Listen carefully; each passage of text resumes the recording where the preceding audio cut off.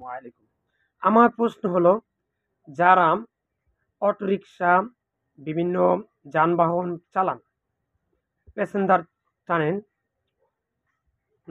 তারা আসলে কি ৫ ওয়াক্ত নামাজ পড়া হয়? হেল্পার, ড্রাইভার যারা আছে এবং প্যাসেঞ্জার যখন থাকে, ওই মুহূর্তে আজান চলছে, নামাজের ওয়াক্ত পার হয়ে যাচ্ছে। এমতো অবস্থায় তারা কি নামাজগুলো আসলেই আদায় করতেছেন কি? এটা কিন্তু আমার একটা বিশাল প্রশ্ন। আমি বলব, ভাইরা ৫ ওয়াক্ত নামাজ পড়েন, যানবাহনে থাকা অবস্থায়, ওই অবস্থায় নামাজ পড়তে হবে। আর শহরাঞ্চলে, বাজারে, গঞ্জে, সিটিতে যখন মহিলারা বিভিন্ন কারণে যান বা চাকরি-বাকরি করেন অথবা বিভিন্ন দরকারে যাচ্ছেন, অফিসে আদালতে যাচ্ছেন, মার্কেটিং করতে যাচ্ছেন, কেনাকাটা করছেন, এই অবস্থায় নামাজের ওয়াক্ত হওয়ার পর আপনারা কিন্তু নামাজগুলা পড়তেছেন না। আমি বলব, নামাজ অবশ্যই পড়তে হবে। কিভাবে পড়বেন? মুহররম সাথে করে নিয়ে যাবেন, পড়ার ব্যবস্থা হয়ে যাবে ইনশাআল্লাহ। তাই যারাই শহরে যাবেন, আগে নামাজ, তারপরে কেনাকাটা। কথাগুলা খুব গুরুত্ব সহকারে শোনেন এবং আমার ভিডিওটা ফলো করেন। কিয়ামত পর্যন্ত আপনাকে নামাজ পড়তেই হবে যতদিন আপনি বেঁচে আছেন। নামাজ কোনো মাপ নেওয়ার কোনো সুযোগ নেই। আল্লাহ পাক নামাজ কায়েম করার জন্য বলছেন, এজন্য নামাজ কায়েম করতেই হবে। ৫ ওয়াক্ত নামাজ পড়ুন, সন্তানকে মাদ্রাসা পড়ান, তাকে কোরআনের আলেম, হাফেজ, মাওলানা, মুফতি, মুহাদ্দিস, মাওলানা বানানোর জন্য চেষ্টা করুন।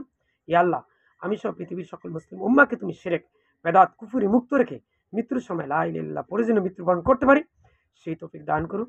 ইয়া আল্লাহ, আমি সহ সবাইকে তুমি জান্নাতে দান করুন, শাস্তিবিহীন জান্নাত দিও। আগে জাহান্নামে নিয়ে তারপরে জান্নাতে দিও, এরকম কাজ করেও না গো আল্লাহ। আল্লাহ, জাহান্নামের ১ সেকেন্ডের আযাব সহ্য করার মতো ক্ষমতা আমার নাই।